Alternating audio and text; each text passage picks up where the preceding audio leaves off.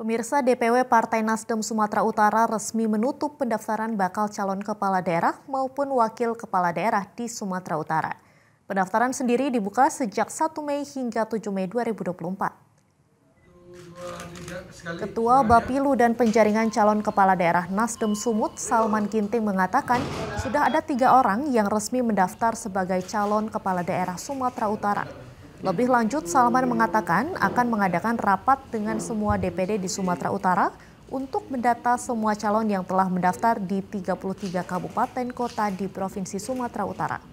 Sejumlah tokoh besar Sumatera Utara diketahui telah mendaftar di DPW Nasdem Sumut, diantaranya adalah mantan Gubernur Sumatera Utara Edi Rahmayadi dan mantan Bupati Tapanuli Utara Nixon Nababan.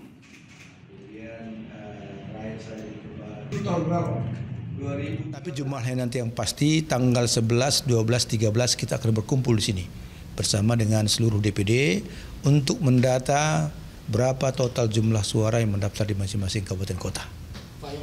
Kepala daerah Provinsi Sumatera Utara yang mendaftar calon gubernur itu 3, ya, wakil gubernurnya ada 3. Tetapi untuk kabupaten kota ada yang mendaftar juga kemarin sudah ada 6.